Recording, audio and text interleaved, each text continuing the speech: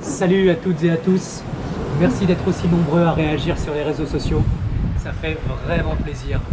Vous êtes nombreux à avoir la même réflexion. Eric, c'est bien joli ton exploration sur ta goélette, mais on est loin de la vraie vie et des contraintes de la vraie vie, et évidemment que vous avez raison, c'est une remarque tout à fait juste.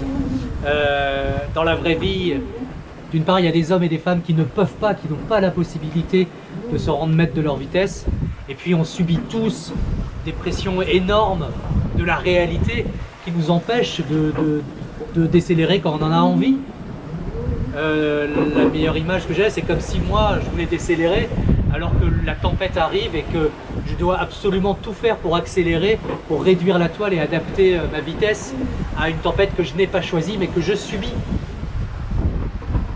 Je crois aussi qu'il y a de l'espace, que parfois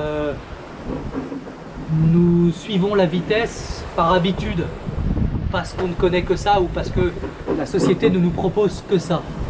Et que nous pouvons faire autre chose, nous pouvons proposer autre chose.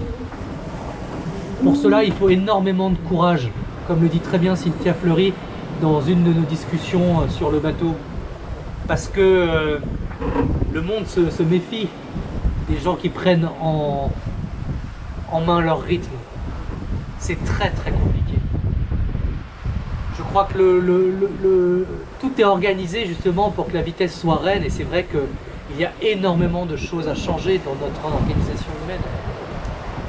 Je pense qu'il faut que nous repensions totalement notre rapport à la vitesse et se dire que surtout la réussite, le bonheur, même la performance ne sont pas synonymes de vitesse. Il faut quelque part que nous redevenions intelligents.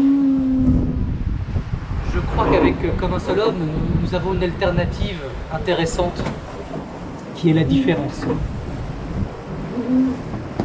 Avec Comme un seul homme, ça fait plus de 15 ans qu'on explore la différence, tant la diversité humaine que l'inconnu.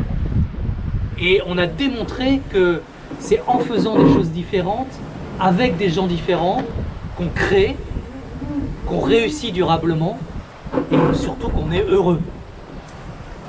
La différence réclame du temps. Et si on arrive à s'ouvrir à cette différence, alors d'une part, on s'ouvre à un temps nouveau, et surtout, on bat un peu l'individualisme qui est nourri par la vitesse. Avec la route du Rhum, c'est cet exemple que l'on a voulu donner.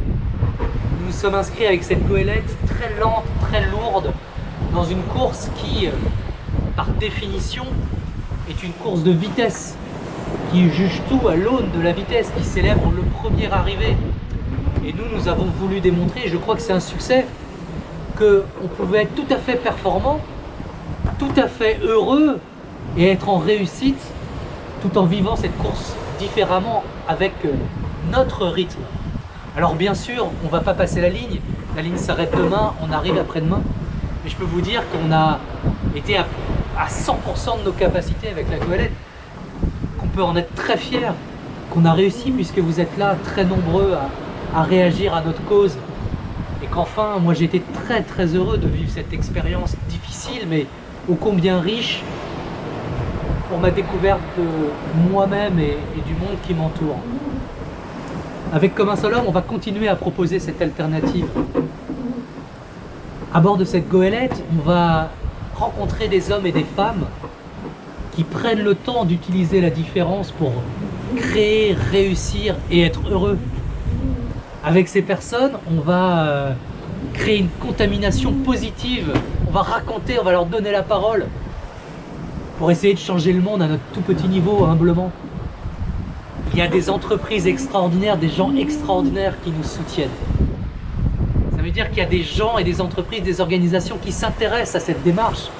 Ça veut dire qu'il y a de l'espoir. On peut changer la donne. Donc si vous avez envie d'y participer avec nous, vous êtes les bienvenus. Allez, salut!